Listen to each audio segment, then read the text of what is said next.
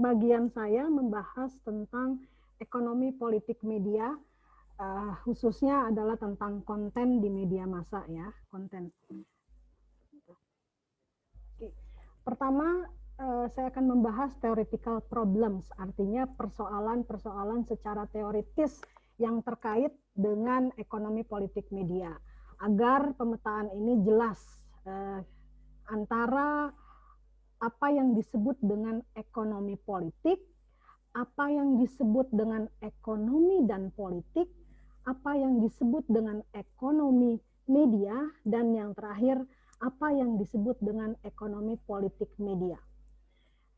Theoretical problem keempat ini memiliki perbedaan yang sangat signifikan. Pertama, kalau bicara tentang secara historis perjalanan ekonomi politik media, ekonomi politik itu hanya membahas berkisar bagaimana orang sejahtera di kehidupan, bagaimana bisa makan gitu ya, menawarkan keinginan, kepuasan, itu saja, desire, kemudian satisfaction.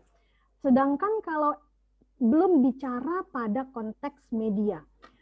Lalu theoretical problem yang kedua yaitu ekonomi dan politik. Menurut histori bahwa ada perbedaan ekonomi dan politik secara terminologi. Kalau bicara tentang ekonomi, menurut sejarah mengatakan ekonomi itu berkaitan dengan awal sejarahnya adalah pengaturan rumah tangga, bagaimana manusia bisa makan, bisa survive hidup.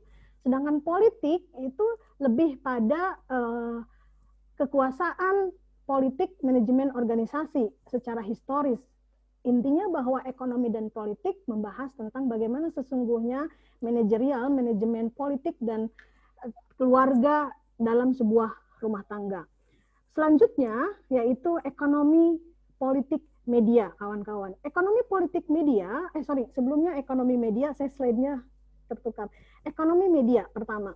Nah, ini yang sering tertukar. Misal ekonomi media, kita bisa berpegang pada salah satu tokoh, itu Albaran ya, bukunya Albaran, yang mengatakan bahwa bicara hanya pada industri supply and demand, bagaimana untung dan rugi secara ekonomi, determinisme keuntungan itu ada pada ekonomi basisnya.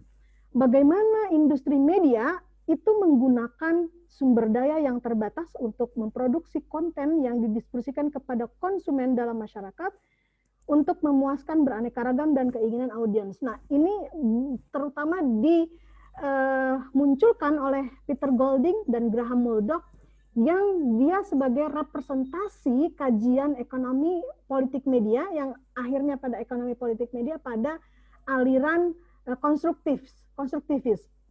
Jadi hanya pada berkitar bagaimana sih industri media ini laku gitu ya. Belum bicara pada konteks sosial, politik, budaya. Nah, yang terakhir itu ekonomi politik media. Secara teoretikal membahas tentang ada persoalan yang tidak hanya bisa selesai dibicarakan pada konteks ekonomi di media massa, untung dan rugi. Tetapi ada perubahan zaman yang sehingga dituntut masyarakat Indonesia yang mengkonsumsi media untuk ikut terhadap proses revolusi industri media, gitu ya, dengan memasuki modernisme, postmodernisme yang mengkritik aliran Marxisme, muncul neo-Marxisme, kawan-kawan, yang artinya bahwa ada relasi-relasi sosial di media massa tersebut, bukan hanya mass culture, tapi ada pop culture, popular culture yang muncul yang sekarang. Banyak heterogen, bukan homogen sebuah konten media. Di situ ada ideologi, di situ ada peran politik, di situ ada peran sosial. Maka Moskow mengatakan bahwa sesungguhnya ekonomi politik media bicara tentang bagaimana media melakukan relation bukan hanya pada konteks media saja, tetapi media melakukan relation hubungan pada masyarakat, pada politisi, pada dunia bisnis, dan tentu punya ideologi tertentu. Nah, tapi Moskow dari Ecopol tersebut ada yang disebut dengan commit of moral philosophy. Ini yang membedakan bagaimana dari ekonomi politik media terjadi perubahan sosial, terjadi transformasi sejarah. Hanya persoalannya perubahan sosial dan transformasi sejarah itu tidak selalu baik. ada yang merugikan masyarakat juga. Baik, ini theoretical problem about the political economic secara sederhana. Ada dua, ekonomi politik tidak hanya pada fokus pada produksi dan distribusi komoditas, tetapi juga menggambarkan secara keseluruhan hakikat komoditas itu ada kerangka ideologisnya. Ideologis itu adalah keyakinan, kepercayaan yang dipegang oleh media tertentu sehingga ideologi tersebut ingin dipublish, ingin disebarkan pada halayak dengan unborderless-nya. Lalu analisis dikembangkan dengan kerangka ideologis dalam mendiseminasi struktur ekonomi dan politik, antara menyatukan struktur ekonomi dengan politik untuk sebuah kekuasaan. Bedanya ada relasi kekuasaan. Nah, ini perbandingan theoretical problem ekonomi politik media, kawan-kawan. Sebetulnya ada juga Edward S. Herman, ya, saya tidak masukkan Edward S. Herman dan Chomsky dengan the manufacturing of political economy in media, gitu. Dia merepresentasikan dari aliran instrumentalis, Pak, yang menyatakan bahwa media itu satu-satunya adalah yang mengatur masyarakat dengan pemilik modal dan kekuasaan. Nah, sebelum Vincent Mosco, itu Edward S. Herman. Nah, Edward S. Herman misalnya menerapkan kekuasaan terhadap media, ada yang disebut field of discourse, tenor of discourse. Siapa saja narasumber yang dekat dengan media, misalnya Harian Terbit dekat dengan Kemenpora, ya narasumbernya banyaknya orang Kemenpora ketika ada persoalan-persoalan negara misalnya. Salah satu Edward Herman.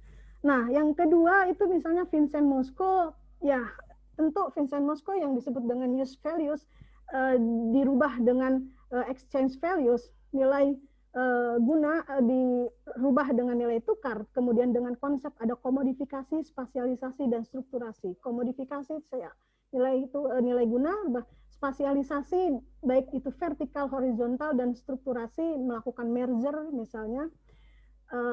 Tapi yang membedakan dari Vincent Mosco adalah yang disebut dengan tidak hanya pada produksi dan distribusi konsumsi saja, tetapi juga ada basis politik. Lalu Golding and Murdoch ini fokus pada pertumbuhan media, bagaimana media bisa tumbuh, pengembangan jangkauan perusahaan, kemudian komodifikasi, perubahan intervensi negara dan pemerintah. Beda Vincent Mosco dan Golding, Vincent Mosco ada tahapan strukturasi tentang transnasional media dan internasional media. Golding Murdoch belum membahas tentang proses transnasional dan internasionalisasi media seperti Moskow. Nah, Adorno dan Horkheimer juga ini termasuk pada posisinya media sebagai passive reception atau sophisticated audience, bahwa media penguasa base struktur ekonomi. Dia hanya bahwa audiens itu ya pasif, apa kata media, Adorno dan Horkheimer.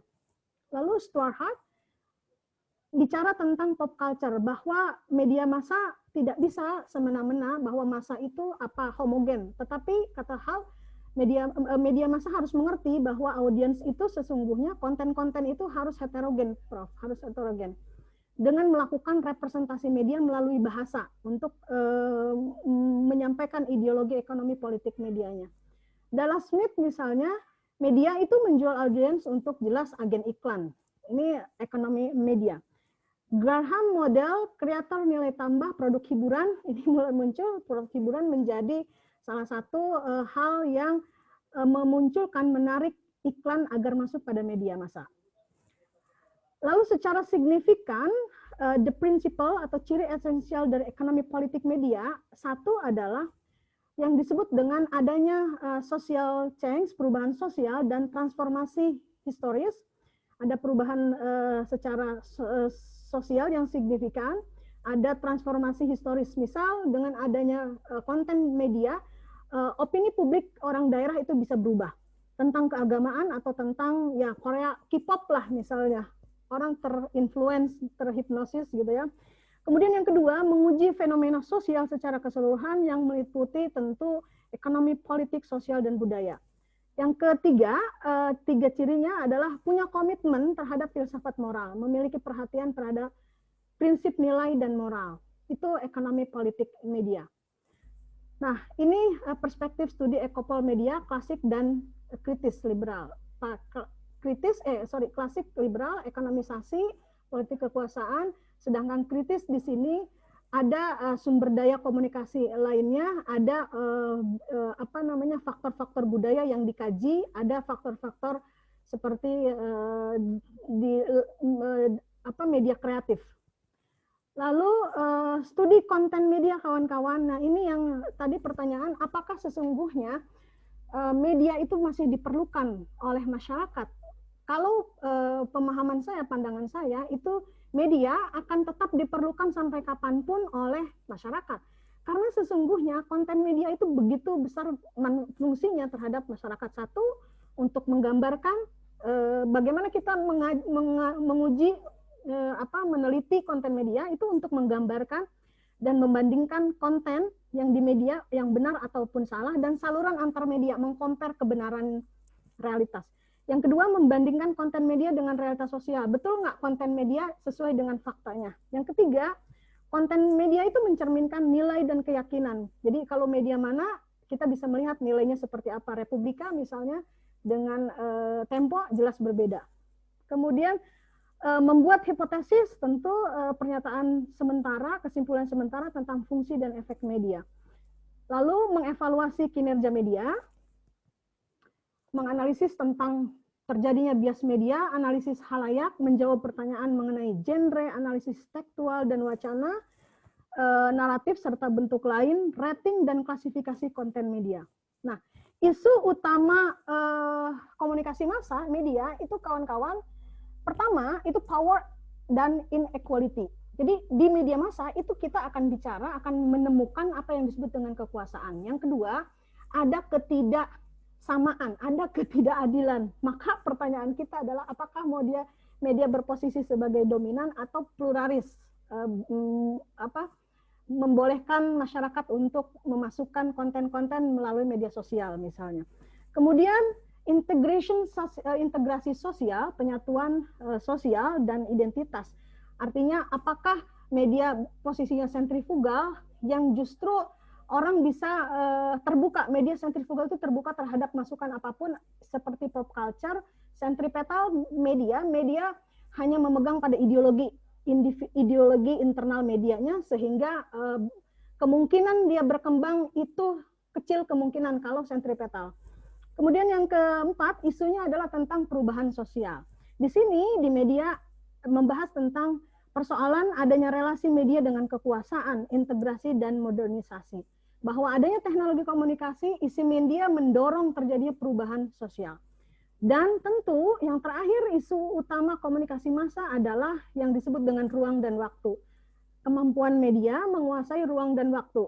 Jadi ke pelosok desa waktunya lebih cepat, itu manfaat dari media massa dibandingkan komunikasi publik, antar pribadi dan tataran yang lainnya. Ini rencana kaitan dengan theoretical problem dan empirical problem yang mau saya bahas, yaitu relasi kekuasaan ekonomi politik di media Republika dan koran Tempo dalam mewacanakan homoseksual. Ini sudah ada Pak jurnalnya Pak di Kominfo, Litbang Kominfo 1, kemudian di Injek National International Journal, tapi judulnya beda-beda, teorinya beda-beda gitu Prof. Teorinya beda-beda, hanya datanya sama gitu ya Prof. Dan ini saya robah lagi teorinya. Jadi yang saya tanyakan, bagaimana relasi kekuasaan ekonomi politik antara Republika, koran Tempo, dan wacana homoseksual. Saya akan menjawab pertanyaan pertama ini dengan konsep Vincent Mosco, komodifikasi, spasialisasi, dan strukturasi. Pertanyaan kedua, seperti apa Republika mengkonstruksi teks, produksi dan konsumsi. Level teks, pertanyaan kedua saya akan jawab dengan critical discourse analysis, Norman Fairclough, dengan level analisis teks, produksi dan konsumsi sosiokultural. Level teks saya menggunakan Robert Edmond. Paradigmanya kritis, pendekatannya kualitatif, metode penelitiannya analisis wacana terhadap teks. Saya kira itu pertanyaan saya. Terima kasih. Terima kasih. Mohon maaf banyak kurangnya. Oke, sebentar. Mbak Vita, apa urgensi Anda membandingkan dua media itu? Tempo dengan Republika.